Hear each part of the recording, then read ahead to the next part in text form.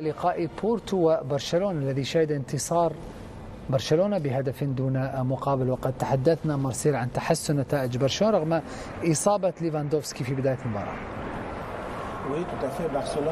فعلا تحدثنا عن ذلك. برشلونة الذي رغب فعلا بأن يكون لديه نتيجة إيجابية كي يواصل طريقه في قمة هذه المجموعة مع أو بدون ليفاندوفسكي. هذا الفريق رغم كل شيء لديه مستوى جيد جدا بتمريرات دقيقة، ثقة جماعية مثيرة للاهتمام كذلك في هذا المستوى من البطولة.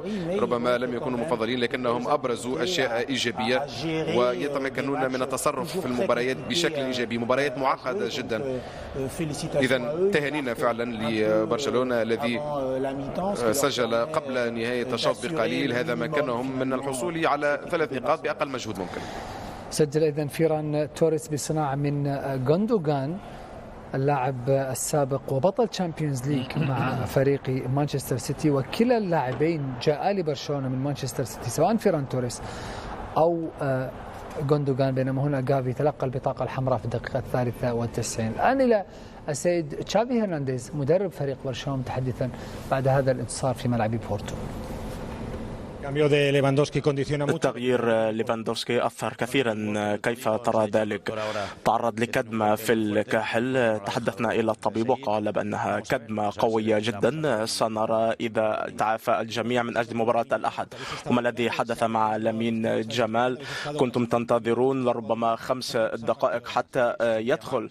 نعم، كان يشعر ببعض الآلام، كان مريضا، يشعر ربما ببعض مرض وألام في المعدة، ولكن في النهاية قررنا أن نغيره بماركوس وعنيناه ب10 لاعبين وكذلك طرد جابي، ولكن الفريق قدم كل شيء من أجل أن يفوز ب3 نقاط في غاية الأهمية.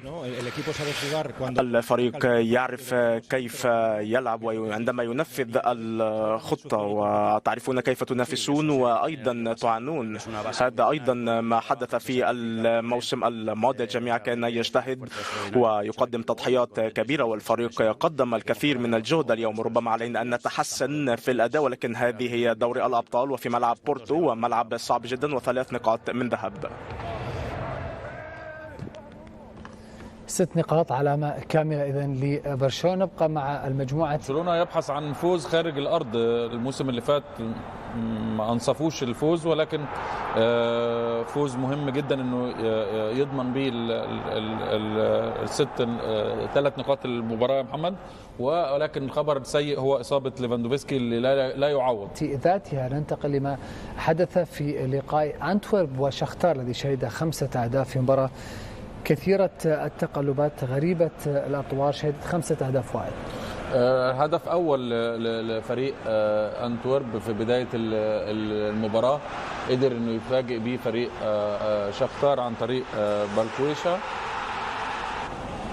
ثم هدف موجة الهدف الثاني لأنتورب، ثم عودة قوية لفريق وأنهى الشوط الأول بتقدم بهدفين دون مقابل. عودة قوية لفريق شختار، فريق بصراحة بيلعب كرة ممتازة، ولكن استغل هنا الأخطاء الدفاعية من فريق أنتورب وقدر أنه يسجل الهدف الأول، ثم الهدف الثاني كرة عكسية خبطت في المدافعين.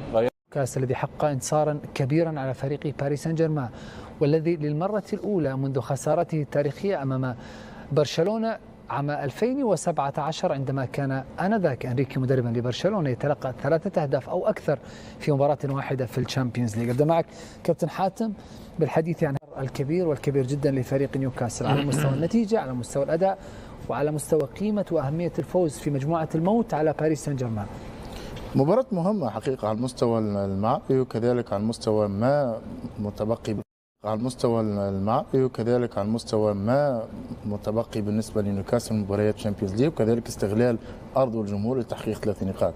أولا فاز على الفريق المؤهل أن يكون هو المرشح الأول فوز في هذه المجموعة في المجموعة. ثانيا أنا أشيد بإيدي هاو في تحضير المباراة، كان واضح أنه درس فريق باريس سان جيرمان بشكل جيد، وخاصة في المباريات التي تكلمنا عنها، ومنها المباراة التي لعبها على أرضية ميدانه أمام نيس لما واجه فريق يتكتل في الدفاع بشكل جيد ويقرب الخطوط من بعض ثم يلعب الهجمة المرتدة. لكن نيوكاسل والانتصار مستحق للرباعية التي سجلها، فكان يستحق هذا الانتصار.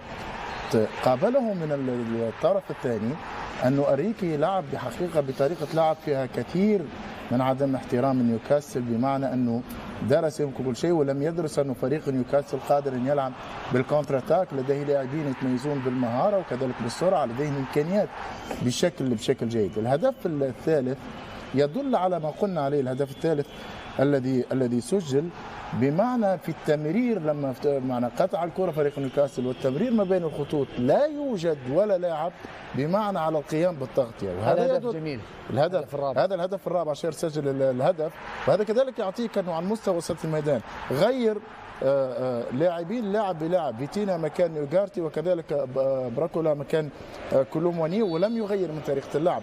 واحنا نعلم انا اريكي من المدربين حقيقه مدربين الذين حققوا نجاحات كثيره، وهذا لا احد يشك في قيمه هذا المدرب، وانا معجب به كمدرب لما كان في برشلونه ومع المنتخب الاسباني. لما افتقد اليوم للمنطقيه بدون شك، بمعنى انه واجه فريق نيوكاسل كانه فكر الا في فريقه باريس سان جيرمان في كيفيه يلعب هناك. اليوم لابد ان تحترم الخصوم وان تعلم ان لديهم امكانيات، تلعب بلاعبين ارتكاز فقط في اخراج الكره، وكذلك على المستوى لما تدافع. شاهدنا في الهدف مبابي لم يعود على المستوى الدفاع، وليس لديه في بعض الاحيان لا يقوم بالعوده الى الدفاع، وهذا مشكل عبء على الدفاع باريس سان جيرمان. كذلك لما يكون الرباعي في الهجوم كانسالو الى غايه حال، لما نتكلموا على مستويات فريق باريس سان جيرمان في الهجوم باستثناء مبابي ومباراه اليوم الذي لم يكن فيها في المستوى، ديمبيلي منذ انتدابه الى غايه الان لم يسجل، لغايه الان لم يقدم ولا مباراه على مستوى كبير. راموس سجل فقط هدف وحيد، ولغايه الان كذلك ينتظر باريس سان جيرمان هذا اللاعب كي يصل الى مستوى جيد. قبله كذلك المدرب لاعب حقيقه معناها باسلوب يوحي انه لا يوجد فريق امامه، واصر على الاسلوب تقريبا حتى نهايه المباراه، غير عناصر لكن حافظ على نفس الطريقه. لعل هذه الهزيمه ستعيد نوعا ما تعيد الى رشد، ان في المباريات لابد ان تلعب باسلوب يتماشى. اكيد هجوميا ستفكر تستحوذ، لاحظ الاستحواذ باريس سان جيرمان 70% و30% او اقل يمكن، او 73 27 واربع اهداف قبل 73 27. هذا يعطيك دليل يعني على اي مدرب في العالم سيكون سعيد ان يسجل 4 اهداف باستحواذ 27% فقط. صحيح طبعا، وهذا على عدم نوعا ما في التعامل السيء واختيار التشكيل الغير مناسب للمباراة في لمباراة اليوم. على عكس ذلك ديهاو لعب على حسب امكانياته، لم يجاز فرضية ميدانه، يضغط في بعض الحالات ثم يعود على الخلف ويستغل النقص العددي او الفراغات الموجوده في وسط الميدان، وسجل 4 أهداف امام باريس سان جيرمان. هذا سيعطيه ثقه في النفس لاستكمال ما تبقى في الشامبيونز ليج. ومهما كان في الدقيقه 91 والفريق متقدم ب3 أهداف اكيد على المستوى البدني نعرف جيدا انه الفرق الانجليزيه بدنيا. قلب الدفاع هو اللي بدايه الهدف الرابع ده، قلب الدفاع هذا الهدف الضغط وهو متفوق ب3 أهداف لهدف، وهذا في اخر الدقيقه 91. وهذا يعطيك تحضير الفريق. وكذلك انه الاصرار على اخراج الكره باللمسه الوحيده، هذا تفكرني بعض الاحيان في بعض المباريات لما كان يلعب سيتي مع ليفربول، الاصرار على اخراج الكره بالطريقه وفي مره يمكن خسر ب4 5 أهداف. في بعض الاحيان لابد ان تكون يستطيع ان يقوم بالكونتر الذي انت تقوم به، كما نجح نيوكاسل مباراه اليوم. اين البديل؟ اين بمعنى لما يقوم بالضغط ان تكون في حل ثاني وحل ثالث؟ فهذا لا يوجد في فريق باريس سان جيرمان. نيوكاسل استحق هذا الفوز حقيقه. هي النقطه محمد الابرز صراحه لازم تروح لنيوكاسل. فريق نيوكاسل قبل الموسم اللي فات انا مستحيل اشوف نيوكاسل بيلعب بالاسلوب ده وبالضغط ده وبالطريقه دي. فريق دايما بيلعب في تلت ملعبه، يلعب على المرتدات. انما اللي بنشوفه من نيوكاسل الموسم اللي فات والموسم ده في فكره الضغط على المنافسين يا محمد. انا امكانياتي قليله، مش هستنى ورا واخليه الفريق الافضل يجي يضغط عليا في نص ملعبي. لا، بص الافكار بتاعه ايدي هاو، كميه الضغط اللي نفذه في خلال المباراه، وانت بتقول نسبه الاستحواذ 27. انما الفكره في توقيت الضغط وانه ياخد الكوره ويحول اللعب باقصى سرعه لملعب الفريق المنافس ويسجل اهداف. النهارده نقطه الاثنين الارتكاز اللي اتكلمنا عليهم في قبل المباراه، على الضعف الدفاعي اللي موجود عند فريق باريس سان جيرمان في حاله خساره الكوره، او لما تبقى الكوره معاه تتقطع منه بسرعه، اللعيبه ما بتحاولش. شوف السلبيه اللي عند مبابي في الحاله الدفاعيه. هنا تحول سريع جدا عند فريق كل قوته في الناحيه البدنيه، في الضغط، في استرجاع الكوره. كل ده مش موجود عند باريس يا محمد، وده اللي عامل الفارق. ده اللي فريق قوي جدا واقف في الملعب بشكل كويس، مش فارق معاه ان هو يستحوذ على الكوره، انما بيعرف امتى يضغط وامتى يتحول بسرعه ويوصل لمرمى الفريق المنافس باقل عدد من اللمسات. هل يجب ان نشيد ما فعله نيوكاسل، ام يجب ان نتحدث اكثر عن سوء ربما تعامل انريكي مع هذه المباراه، مع التركيز على نقطة في غاية الأهمية أن فريق نيوكاسل اليوم سجل 4 أهداف ب4 لاعبين مختلفين، وفي مباراة شيفيلد التي فاز فيها أكبر نتيجة في هذا الموسم 8 أهداف سجلها في مرمى شيفيلد ب8 لاعبين مختلفين. موضوع ليس صدفة. أظن أنه في هذه العقلية نيوكاسل قوي جدا على الصعيد الذهني. في الأساس تمكنوا من تقديم فريق لديه رغبة حقيقية جماعية وتاريخية كذلك. عندما ننظر فعلا إلى 11 لاعبين الموجودين في هذا الفريق، هناك انسجام حقيقي، هناك قوة كبيرة في هذا الفريق، إضافة إلى المدرب تكتيكيا يعرف كيف يضبط الأمور، يمكن فريقه إذن من أن يستغل هفوات الخصم ونقاط ضعفه خاصة.